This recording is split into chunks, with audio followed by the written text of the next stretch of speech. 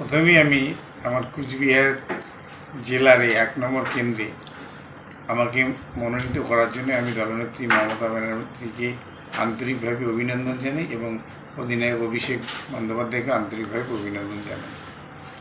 দ্বিতীয়ত হচ্ছে কুচবিহার একটা প্রত্যন্ত একটা জেলা। কুচবিহার পশ্চিমবঙ্গের সীমান্তের জেলা। বিগত ৫ বছর ধরে সেখানে বিজেপির সাংসদ ছিলেন, মন্ত্রী ছিলেন। তিনি ৫ বছরে কুচবিহারের উন্নয়নের জন্য কিছু করেননি।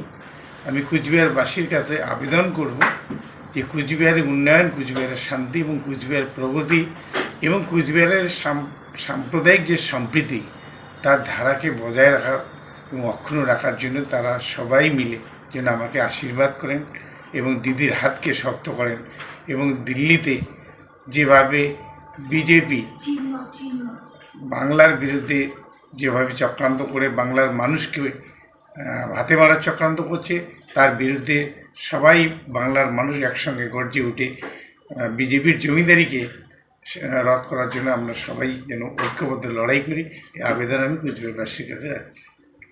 আমি আগামী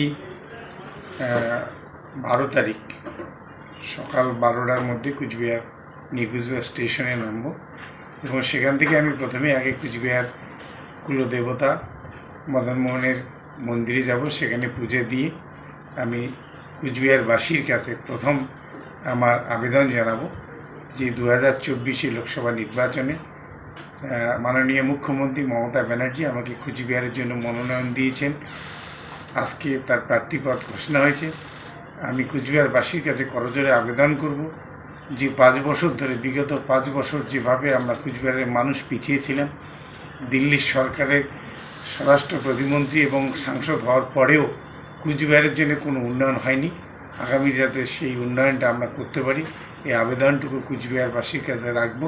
তারা যেন সবাই জোড়াফুল চিহ্নে আমাকে ভোট দিয়ে আশীর্বাদ করেন এবং আমি যাতে কুচবিহারবাসীর হয়ে কাজ করতে পারি, এই আবেদন আমি রাখবো।